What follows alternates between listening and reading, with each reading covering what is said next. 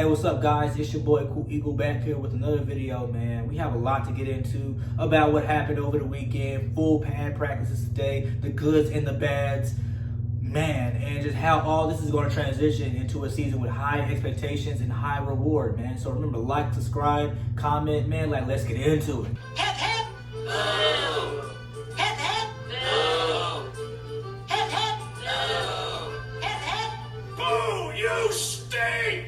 Hey, what's up, guys? So we know what happened over the weekend, man. One-on-one drills between Deshaun Jackson and Darius Slay that got a lot of attention after Ocho Cinco posted it on his Instagram, and a lot of people that apparently don't know football started trashing Darius Slay without realizing two important things. One, you're not guarding Deshaun Jackson with no pressure, bro. He's a potential Hall of Famer, probably clinched it by now. Top 3 in like most deep touchdown passes, Pro Bowler. We know what he represents in speed. And speaking of speed, man, Deshaun Jackson still got it, man. He reminds me of when I seen him in 2012 at AT&T Stadium, or I think that old stadium they had. Yeah, in 2012, where he danced to the end zone and just, wow, man. So I'm excited to see what he's going to be this season. Comeback player of the year is what a lot of people are saying, and it's definitely a good argument. And then secondly, man, my second point is cornerback is the most hard position to prepare for, man, because you always have to be athletic. And then it just goes with NFL, man. You're never prepared for direct contact, no matter how much you work out, no matter how much of a gym guru you are, man. Like, nobody's body is prepared to take that kind of punishment just after 8 months, especially. So I didn't really take too much into it, but I'm excited about Quiz Watkins, man. He's everything a lot of Philly content creators talked about, man. Speed, size, hands, man, route running. I'm excited to see what he's going to do too, man. But it also lets me know I don't ever want to see Rasul Douglas in one-on-one coverage ever. So, man, and then it just gets you excited because now you know and are confirming within your own self that the Eagles have a squad this year. And I argue that this squad, it can be better than what we had in Carson Wentz's MVP season, where he was the #1 quarterback but had the 7th best offense with supporting cast characters like Alshon Jeffrey, Nelson Aguilar, Torrey Smith.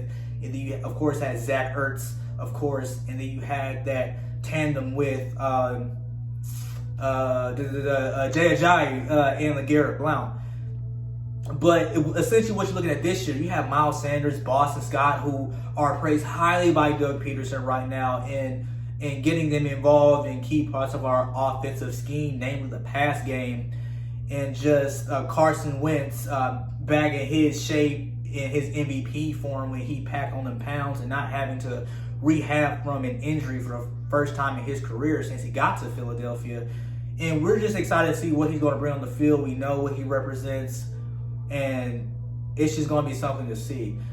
We know that our offense ranked 14th in the league last year, according to ESPN, with little to no help at all, practice squad receivers, and Carson Wentz being the number 10 quarterback during the year. So essentially what you're talking about, man, you're talking about Carson Wentz looking better than ever with better than ever weapons that can stretch the field. And then a better backfield with Miles Sanders, Boston Scott, and Corey Clement, who's said to be that third running back. I still don't think so, but whatever, right? So essentially what you're looking at is a whole better cast, man. But then you also got to look at the injuries that we're having right now. J.C. Peters, he said he said his injury is week to week, but I just think that he's just not practicing because he's such a vet. He doesn't need to practice. He knows how to prepare, what have you. Then J.J. Arcega-Whiteside, Javon Hargrave, those injuries as well are very concerning, especially at key positions. You know, that pass rusher, and then you got a guy on your receiving core who's day-to-day.